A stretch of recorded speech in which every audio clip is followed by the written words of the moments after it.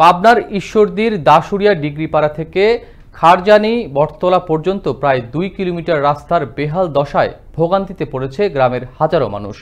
গ্রামটি কৃষির উপর নির্ভরশীল হওয়ায় 3 থেকে 4 কিলোমিটার ঘুরে কৃষকরা তাদের কাঙ্ক্ষিত ফসল দ্বিগুণ ভাড়া দিয়ে নিয়ে যায় বাজারে।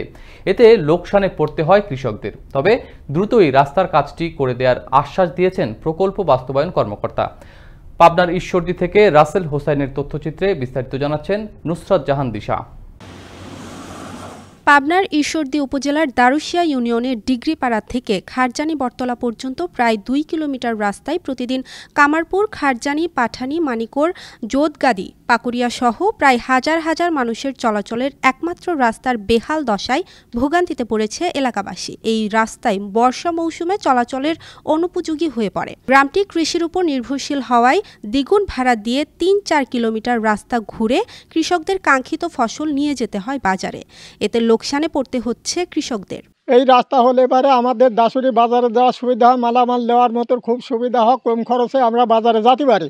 সবজি আবাদ এখানে কাদর ভিতর লিবির পারিনি, ধান চাল লিবির পারিনি, রাস্তার আমার খুবই দরকার। এদিক দিয়ে যাওয়া যায় না, এখন আমাদের 3 কিলো রাস্তা ঘুরি যাওয়া লাগবে এই সাইডে। ছেলে মেয়েদের বিয়ে ভাঙা, জরুরি সেবায় গাড়ি চালক সহ বিপাকে পড়তে হয় অসুস্থ রোগী ও খেটে খাওয়া মানুষদের। একটা প্রেগনেন্ট মহিলা সমস্যা কোলে করে রাস্তার কাছে নিয়ে যেতে হয়, তারপরে ডাক্তারের কাছে নিয়ে যেতে হয়। রাস্তার জন্য আমার একটা ছেলে মেয়ে বিয়ে হতে পারে, মানুষ আসে কয় যে আপনি সবই ভালো, আপনার রাস্তাটা নাই কো।